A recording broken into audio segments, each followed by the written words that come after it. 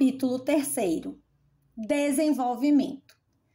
Se o contexto histórico do surgimento e da formação da sociologia coincidiu com um momento de grande expansão do capitalismo, infundindo otimismo em diversos sociólogos com relação à civilização capitalista, os acontecimentos históricos que permearam o seu desenvolvimento tornaram, no mínimo, problemáticas as esperanças de democratização que vários sociólogos nutriam com relação ao capitalismo. O desenvolvimento desta ciência tem como pano de fundo a existência de uma burguesia que se distanciara de seu projeto de igualdade e fraternidade e que crescentemente se comportava no plano político de forma menos liberal e mais conservadora, utilizando intensamente os seus aparatos repressivos e ideológicos para assegurar a sua dominação. O aparecimento das grandes empresas monopolizando produtos e mercados, a eclosão de guerras entre as grandes potências mundiais, a intensificação da organização política do movimento operário e a realização de revoluções socialistas em diversos países eram realidades históricas que abalavam as crenças na perfeição da civilização capitalista. Esses mesmos fatos evidenciavam também o caráter transitório e passageiro da própria sociedade moldada pela burguesia. A profunda crise em que mergulhou a civilização capitalista em nosso tempo não poderia deixar de provocar sensíveis repercussões no pensamento sociológico contemporâneo. O desmoronamento da civilização capitalista, levado a cabo pelos diversos movimentos revolucionários e pela alternativa socialista, fez com que o conhecimento científico fosse submetido aos interesses da ordem estabelecida. As ciências sociais, de modo geral, passaram a ser utilizadas para produzir um conhecimento útil e necessário à dominação vigente. A antropologia foi largamente utilizada para facilitar a administração de populações colonizadas. A ciência econômica e a ciência política forneceram com bastante frequência seus conhecimentos para a elaboração de estratégias de expansão econômica e militar das grandes potências capitalistas. A sociologia também, em boa medida, passou a ser empregada como técnica de manutenção das relações dominantes. As pesquisas de inúmeros sociólogos foram incorporadas à cultura e à prática das grandes empresas, do Estado moderno, dos partidos políticos, à luta cotidiana pela preservação das estruturas econômicas, políticas e culturais do capitalismo moderno. O sociólogo de nosso tempo passou a desenvolver o seu trabalho, via de regra, em complexas organizações privadas ou estatais, que financiam suas atividades e estabelecem os objetivos e as finalidades da produção do conhecimento sociológico. Envolvido nas malhas e nos objetivos que sustentam suas atividades, tornou-se para ele extremamente difícil produzir um conhecimento que possua uma autonomia crítica e uma criatividade intelectual. Evidentemente, algumas tendências críticas da sociologia, principalmente as que receberam a influência do pensamento socialista, continuaram a orientar os objetivos e as pesquisas de diversos sociólogos. No entanto, esta sociologia de inspiração crítica foi, em grande escala, ignorada no meio acadêmico e marginalizada pelos institutos de pesquisa. Em geral, o apoio e o incentivo institucional em nossa época têm sido dados a sociólogos e a um tipo de sociologia que estão a serviço dos mecanismos de integração social e de reprodução das relações existentes. Na verdade, a absorção do sociólogo moderno na luta pela manutenção das relações de dominação, o que acarretou a burocratização e a domesticação do seu trabalho, foi um acontecimento relativamente recente, que pode ser datado a partir da Segunda Guerra Mundial. Durante as primeiras décadas do século XX, algumas ciências sociais mais diretamente ligadas aos problemas práticos da sociedade capitalista, como o direito, a economia e a contabilidade, foram mais utilizadas do que outras, como instrumentos para encontrar soluções para problemas concretos de funcionamento da ordem estabelecida.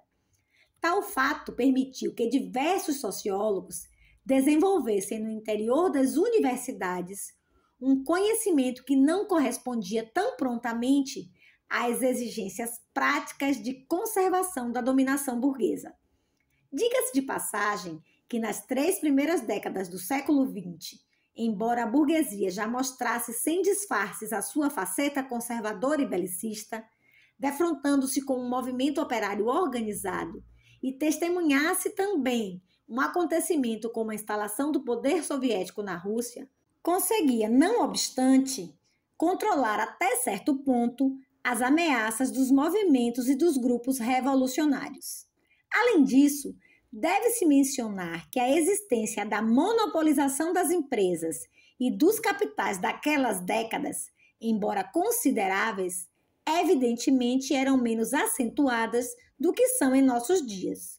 Dessa forma, a burocratização do trabalho intelectual não era ainda uma realidade viva e concreta que aprisionava e inibia a imaginação dos sociólogos. Durante aquele período, a sociologia conheceu uma de suas fases mais ricas em termos de pesquisa.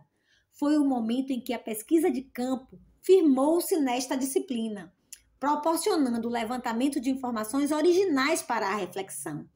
Permaneceram durante esse período, no trabalho de diversos pesquisadores, alguns temas de investigação que preocuparam os estudiosos clássicos, como a formação histórica do capitalismo, a questão da divisão do trabalho e dos mecanismos sociais que possibilitam o funcionamento da ordem social. Na França, o pensamento de Durkheim constituiu considerável fonte de inspiração para a realização de numerosas pesquisas. Seus seguidores realizaram, a partir dos pressupostos do fundador da escola sociológica francesa, ricas análises sobre diversos aspectos da vida social. Marcel Mauss, por exemplo, efetuaria o seu famoso trabalho, o ensaio sobre o dom, procurando demonstrar que nas chamadas sociedades primitivas, a troca de produtos significava com frequência mais uma permuta de presentes do que uma mera e simples transação econômica. Dessa forma, a troca primitiva possuía, segundo ele, um significado moral e religioso.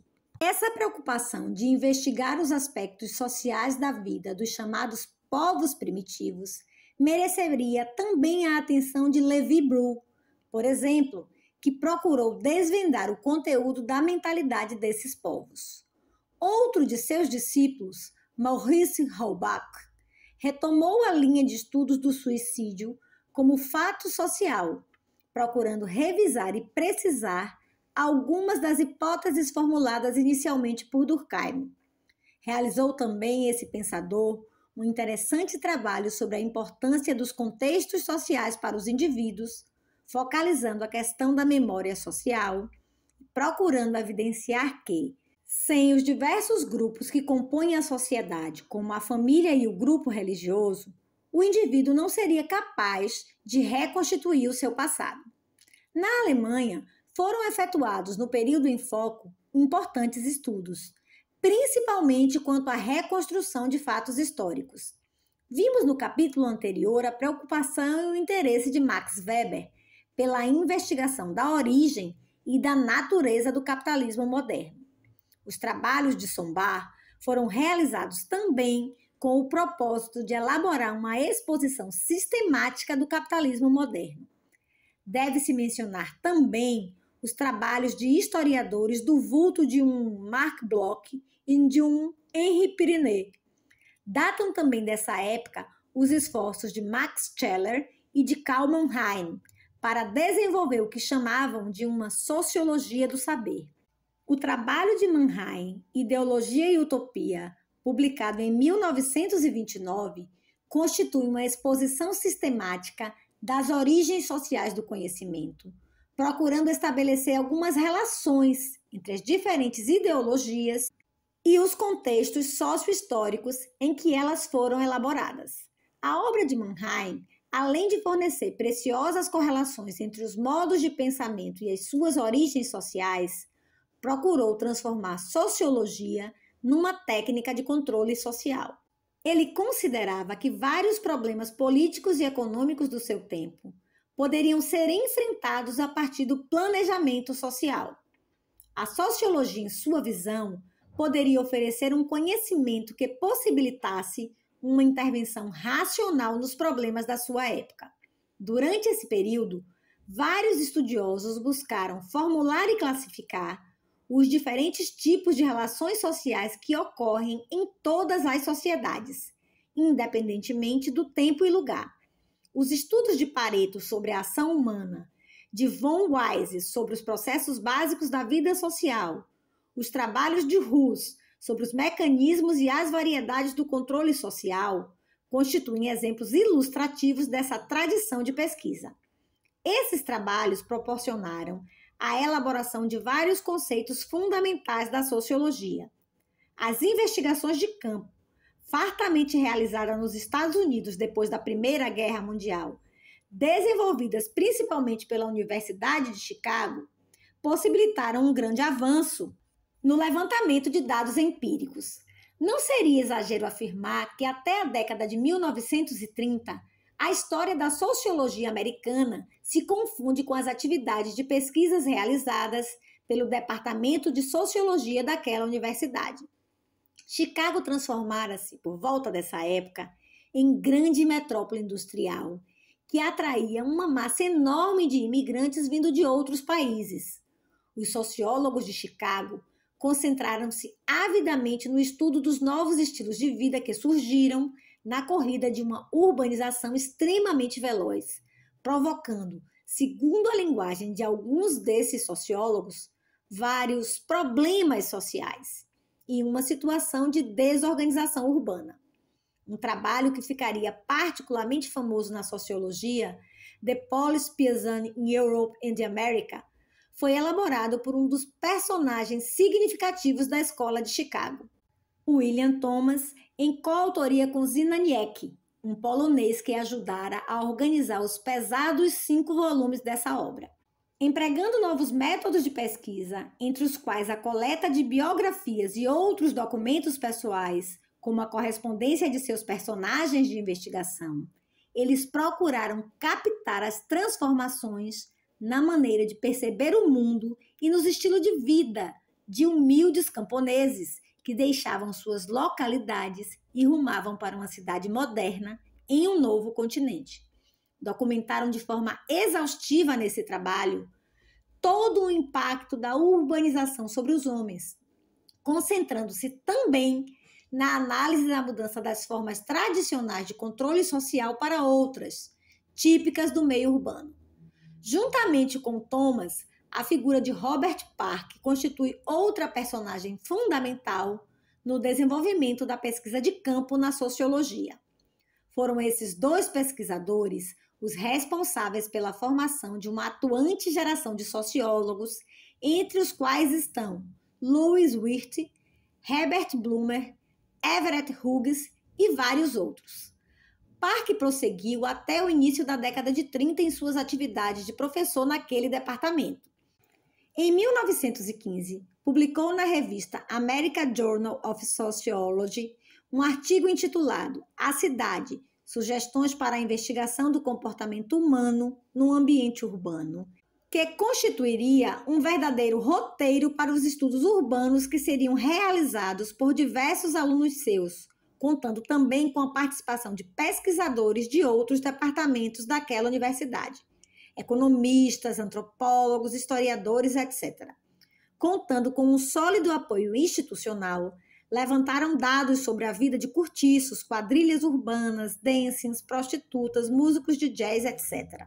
Embora tenha sido um período de indubitável progresso para a afirmação e sistematização da sociologia como ciência, fruto dos inúmeros estudos realizados nas 3 primeiras décadas do século XX, de um modo geral, eles possuíam algumas limitações. As pesquisas realizadas segundo a orientação durkheimiana, sem dúvida ricas em material empírico e teoricamente sugestivas, relegaram decididamente a segundo plano as classes sociais como elemento explicativo dos fenômenos sociais.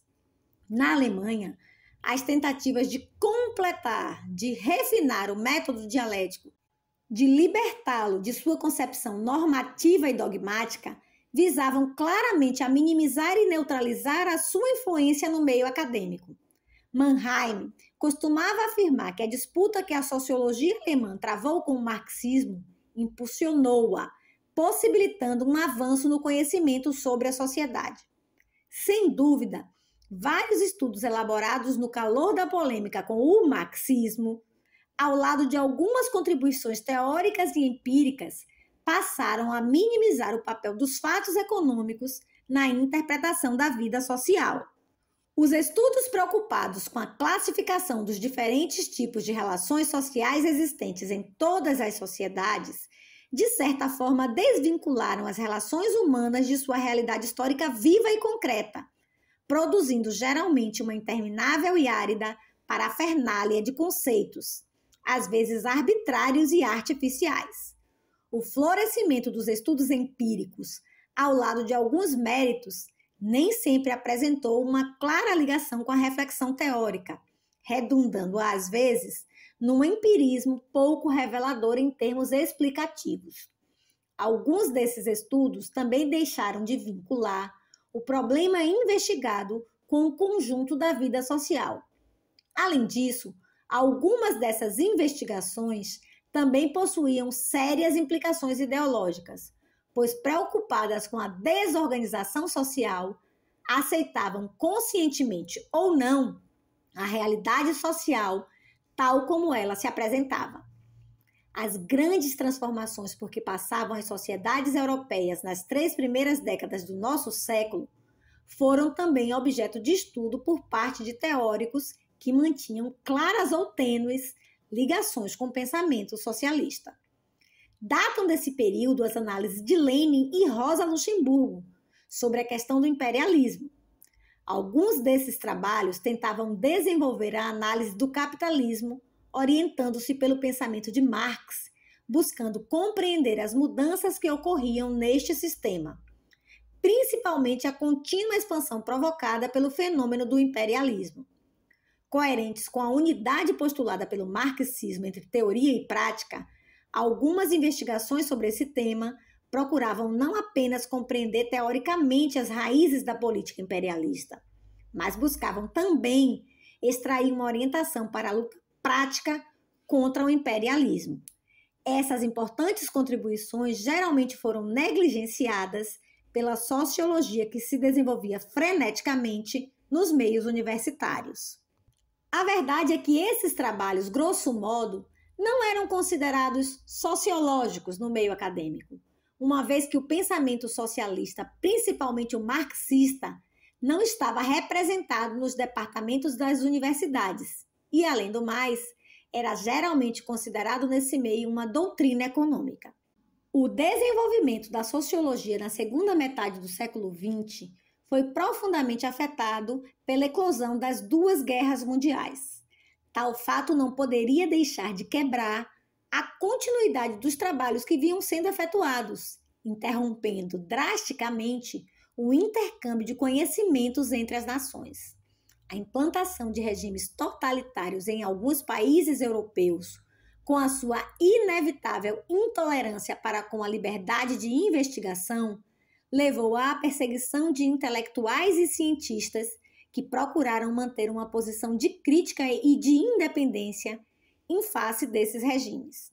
A emigração de um número considerável de pesquisadores significativos para a Inglaterra e os Estados Unidos representou um rude golpe na consolidação da sociologia em alguns países europeus que, em passado recente, haviam fornecido importantes contribuições para a afirmação da sociologia como ciência. O amadurecimento das forças econômicas e militares por parte dos Estados Unidos, assim como a destruição infligida aos seus rivais na guerra, possibilitaram a sua emergência como grande potência do mundo capitalista. Os centros de pesquisa norte-americanos passaram, em função disso, a dispor de um grande apoio institucional e financeiro para levar adiante as suas investigações e assumir a dianteira nos estudos sociológicos.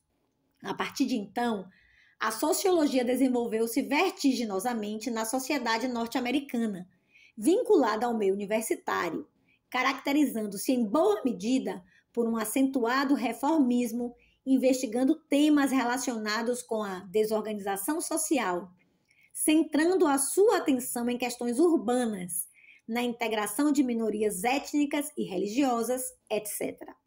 Em larga medida, o seu desenvolvimento seria estimulado e sustentado pelo estado de bem-estar social, que passou a utilizar os conhecimentos sociológicos para implementar a sua política de conservação da ordem existente. A sociologia, a partir dos anos 50, seria arrastada e envolvida na luta pela contenção da expansão do socialismo, pela neutralização dos movimentos de libertação das nações subjugadas pelas potências imperialistas e pela manutenção da dependência econômica e financeira desses países em face dos centros metropolitanos. Antes dessa época, porém, por ocasião da Grande Depressão, a sociologia americana procurou fundamentar teoricamente uma posição antimarxista que lhe permitiria posteriormente sentir-se mais segura e mais à vontade para executar suas funções conservadoras no plano político, econômico e cultural. Um grupo de professores e pesquisadores de Harvard, no início dos anos 1930, procurou entrar em contato com a sociologia acadêmica europeia, pois considerava que vários pensadores europeus haviam formulado uma convincente defesa contra o marxismo, fenômeno que os sociólogos europeus conheciam de perto. Vários sociólogos que pouco tempo depois viriam ocupar posições de destaque na produção do conhecimento sociológico na sociedade americana, como Parsons, Robert Merton, George Robbins, Clyde Kluckhohn, passaram a estudar a obra de Pareto com o objetivo de enfrentar teoricamente o marxismo, que na verdade nunca chegou a penetrar com vigor nos meios operário e universitário americanos. O desenvolvimento empírico que a sociologia americana experimentou, os trabalhos da Escola de Chicago, são um marco de referência a esse respeito. Levou vários estudiosos a se dedicarem com verdadeiro furor à criação de novos métodos e técnicas de investigação.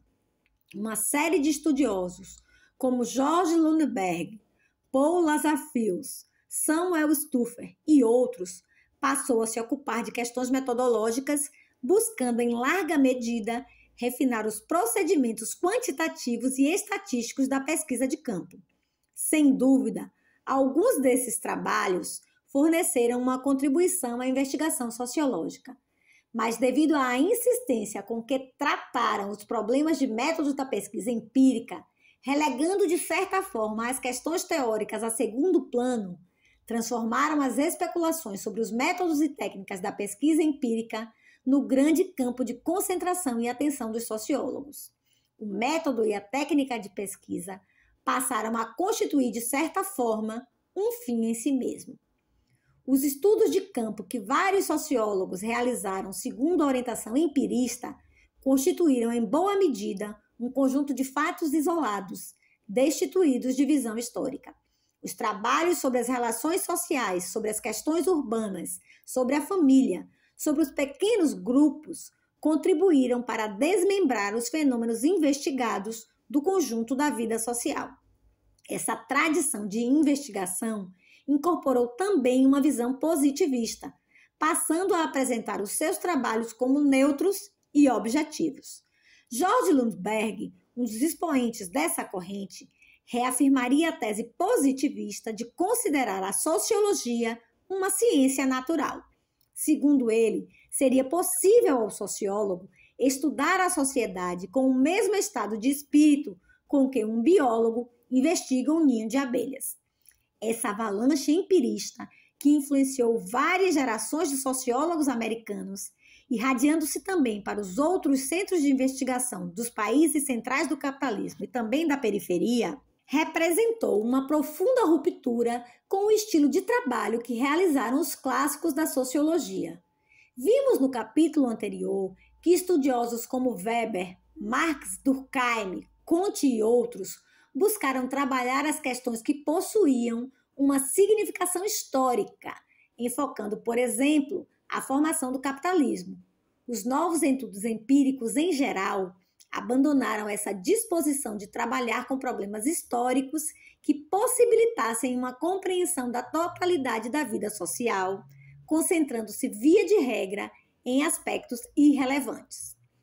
A ruptura de algumas tendências significativas da sociologia contemporânea com relação às preocupações dos pensadores clássicos, ao lado de um reformismo conservador preocupado com os problemas dos desajustes sociais, de uma postura teórica antimarxista e da adoção de uma ética positivista que pressupunha uma separação entre os julgamentos de fato e os julgamentos de valor, tudo isso possibilitou à sociologia se firmar como ciência de uma prática conservadora. Os dinamismos que passaram a comandar o seu avanço daí em diante seriam motivados pela sua capacidade de resolver os problemas sociais da sociedade capitalista, principalmente para protegê-la na sua luta pela neutralização dos diferentes movimentos revolucionários que passaram a surgir em várias sociedades.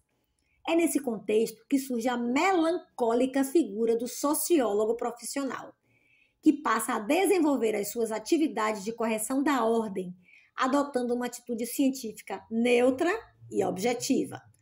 Na verdade, a institucionalização da sociologia como profissão e do sociólogo como um técnico, um profissional como outro qualquer, foi realizada a partir da promessa de rentabilidade e instrumentabilidade que os sociólogos passaram a oferecer a seus empregadores potenciais, como o Estado moderno, as grandes empresas privadas e os diversos organismos internacionais empenhados na conservação da ordem em escala mundial. A universidade foi, em diversos países capitalistas, tanto nas nações centrais como nas periféricas, abandonando um relativo isolamento em face do Estado moderno e das imensas organizações econômicas para vincular-se estreitamente aos centros do poder econômico e às suas necessidades de preservação. Diante disso, a sociologia já não pode mais ser considerada um simples aspecto do mundo universitário.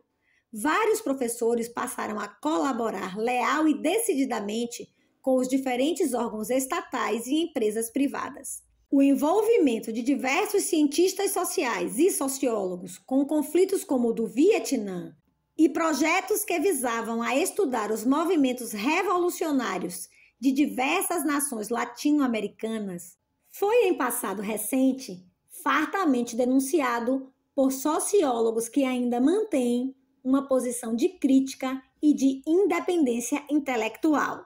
A profissionalização da sociologia, orientada para legitimar os interesses dominantes, constituiu campo fértil para uma classe média intelectualizada ascender socialmente. A profissionalização do sociólogo, moldada por essa lógica de dominação, acarretou-lhe, via de regra, a sua conversão em assalariado intelectual e a domesticação do seu trabalho.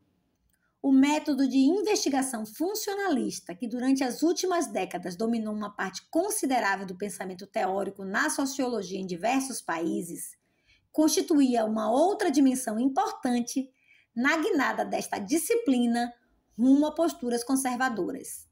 Sem negar o valor de algumas descobertas teóricas proporcionadas pela explicação funcionalista, ela desempenhou um papel destacado na escalada dos usos conservadores das ciências sociais. Dos fundadores deste método de investigação aos seus atuais seguidores, independentemente das nuances por ele assumidas entre os seus adeptos, prevaleceu a preocupação com o problema da ordem social. Como é possível a ordem social? Talvez seja essa a interrogação que tenha unido homens como Durkheim, Malinowski, Radcliffe Brown, Talcott Parsons e muitos outros. O pensamento conservador, representado por figuras como de Bonald, Maastricht, Burke e outros, também havia, como vimos anteriormente, centrado as suas atenções sobre a questão da ordem social e dos mecanismos que a tornam possível. Os diferentes matizes do método funcionalista preservavam essa preocupação com a elucidação das condições de funcionamento e de continuidade dos sistemas sociais. Com essa perspectiva, analisaram a contribuição que determinadas instituições culturais forneciam para a manutenção da solidariedade social e a importância dos valores e das orientações culturais para a integração da vida social. Um funcionalista convicto, Robert Merton, sublinhou os excessos de algumas análises funcionalistas que consideram a sociedade algo coerente e organizado, bastante organizado. Isso para ele, além de ser abusivo, não possui muito sentido, ao pressupor que toda instituição cultural ou social contribua de forma positiva para o ajustamento de determinada sociedade. Assinala ele que nem todos os elementos culturais ou sociais contribuem para o equilíbrio social, pois alguns podem ter consequências incômodas para certa sociedade, dificultando o bom funcionamento de sua ordem. Por mais que alguns sociólogos procurem corrigir os excessos do funcionalismo e defendê-lo das persistentes acusações de ser ele uma ideologia conservadora, os trabalhos orientados por essa abordagem, ao que tudo indica, jamais colocaram em questão a validade da ordem estabelecida, tomando implicitamente uma posição francamente favorável à sua preservação e aperfeiçoamento. No entanto, vários sociólogos têm manifestado uma posição de crítica e questionamento à produção de uma sociologia comprometida com a preservação da ordem, seja no nível de suas técnicas e métodos de investigação, seja no nível da prática profissional. Pensadores como Wright Mills, Alvin Goldner, Lucien Goldman, Martin Nicolaus e vários outros têm realizado uma penetrante avaliação das relações entre a sociologia e as relações dominantes. Ao lado de uma sociologia que estendeu suas mãos ao poder, não se pode deixar de mencionar as importantes contribuições proporcionadas por uma sociologia orientada por uma perspectiva crítica. Em boa medida, esta sociologia tem permitido a compreensão da sociedade capitalista atual, das suas políticas de dominação e dos processos históricos que buscam alterar a sua ordem existente.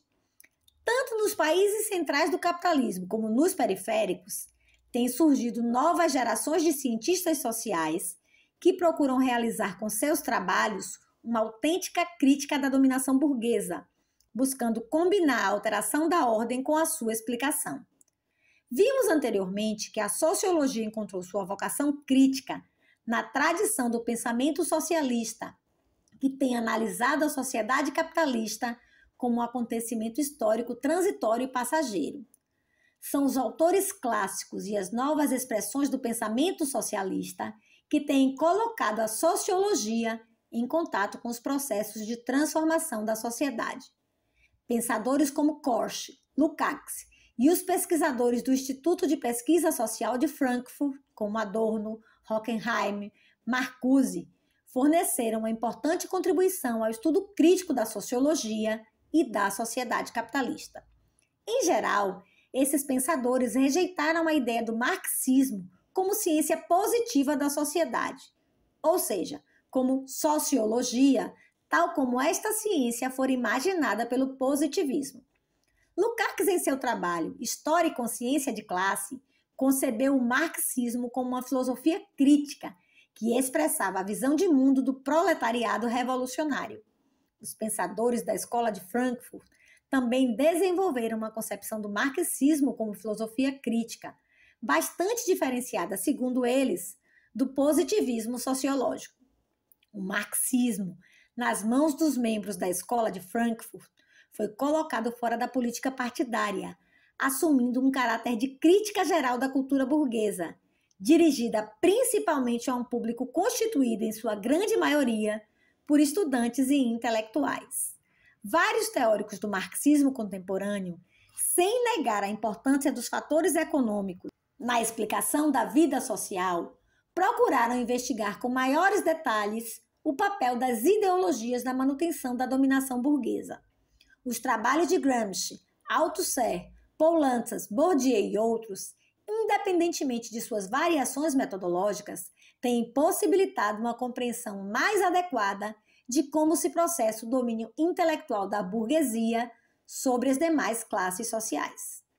Nos vários países que formam a periferia do sistema capitalista, produz-se uma sociologia questionadora da ordem, principalmente da dominação imperialista a que esses povos estão submetidos. Alguns dos questionamentos mais severos das suposições básicas da sociologia, dos seus conceitos e métodos, da sua conduta, têm partido dos sociólogos da periferia do sistema capitalista, inconformados com a situação histórica em que se encontram seus povos e com os rumos que a sociologia tomou em diversas sociedades. Mas, para que essa disposição de imprimir uma orientação crítica à sociologia, assim como a de recuperar o pensamento socialista clássico e incorporar os resultados das novas expressões desse pensamento ganhem eficácia prática, é necessário que o sociólogo estabeleça uma relação com as forças e com os movimentos sociais que procuram modificar a essência das relações dominantes. Nesse sentido, é fundamental que o sociólogo quebre o seu isolamento e passe a interagir com os grupos, as classes e as organizações que procuram recriar a sociedade.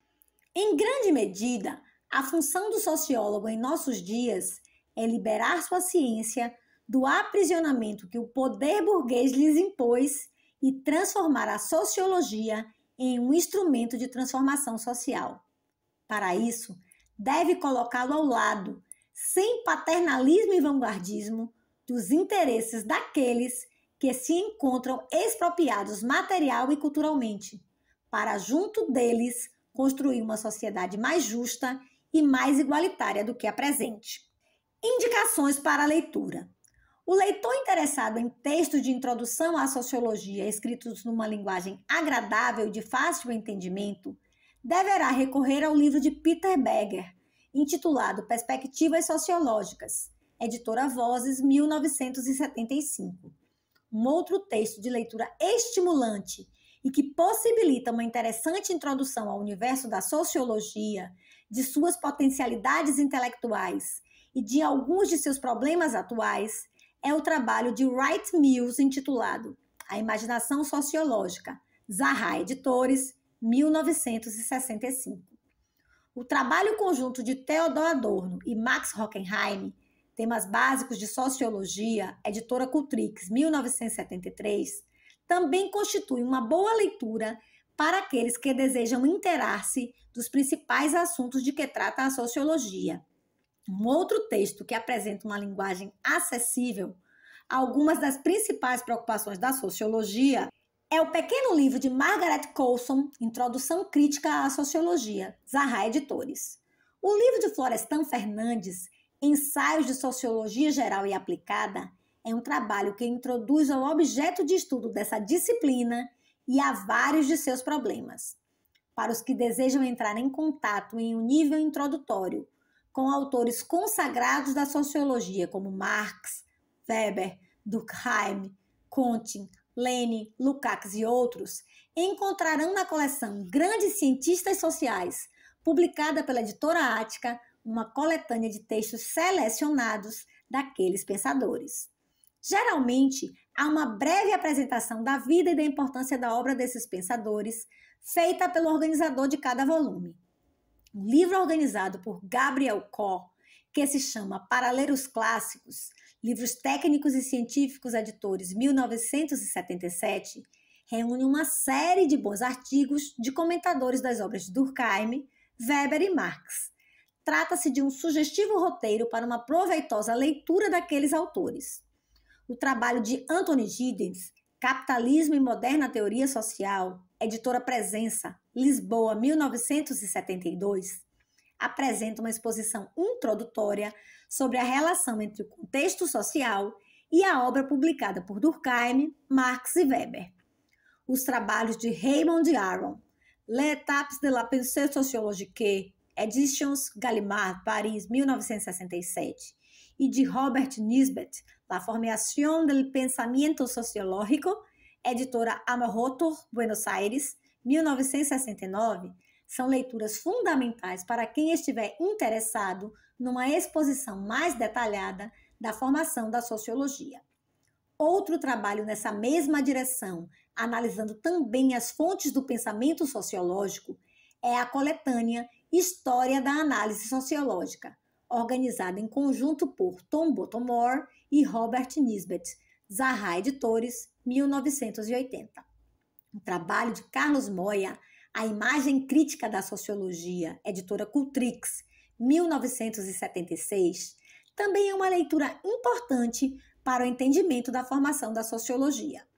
Um outro texto importante sobre os condicionamentos sociais que marcaram a constituição da sociologia é o texto de Florestan Fernandes, A Natureza Sociológica da Sociologia, editora Ática, 1980. O leitor interessado em compreender melhor as fontes ideológicas da sociologia deve consultar o interessante livro de Irving Zelting, Ideologia e Teoria Sociológica, Amorrotor Editores, Buenos Aires, 1973. O pequeno livro de Goldman, Ciências Humanas e Filosofia, Difusão Europeia do Livro, 1974, constitui uma envolvente discussão sobre a relação entre sociologia e ideologia. Os trabalhos de Michel Dion, Sociologia e Ideologia, Libros de Confrontação, Barcelona, 1974, e o de Leon Bramson, Conteúdo Político da Sociologia, edição Fundo de Cultura, 1963, são textos significativos a esse respeito. Os que estiverem interessados em se informar sobre conversão da sociologia em técnica de controle político devem consultar a antologia de textos organizadas por Robin Blackburn, Ideologia e Ciências Sociais, Ediciones Grijalbos, Barcelona, 1977. E também o pequeno trabalho de José Maria Maraval, La Sociologia do Possible, Siglo XXI, Madrid, 1972. Com relação à presença da sociologia na sociedade latino-americana e alguns de seus problemas, o leitor pode recorrer aos livros de Rodolfo Stavenhagen, Sociologia e Subdesarrollo, editora Nuestro Tiempo, México, 1972, e de Otávio Yanni, Sociologia da América Latina, editora Civilização Brasileira.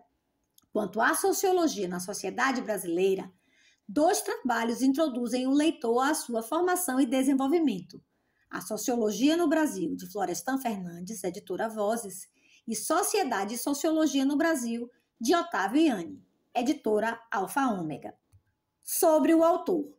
Carlos Benedito Martins é sociólogo, graduado e mestre em Ciências Sociais pela PUC de São Paulo, onde exerceu durante vários anos atividade docente. Foi coordenador do Departamento de Sociologia daquela universidade no período de 1977 a 1981. É doutor em Sociologia pela Universidade de Paris, onde apresentou a tese Le Nouveau Enseignement Supérieur Privé en Brésil, 1964 a 1983, Rencontre d'une demande sociale et d'une opportunité politique. É autor do livro Ensino Pago, um retrato sem retoque, publicado pela Global Editora. Organizou Ensino Superior Brasileiro, Transformações e Perspectivas Atuais, publicado pela Brasiliense. Atualmente, exerce funções de docência e de pesquisa no Departamento de Sociologia da Universidade de Brasília, UNB, atuando nas áreas de Teoria Sociológica e Sociologia da Educação.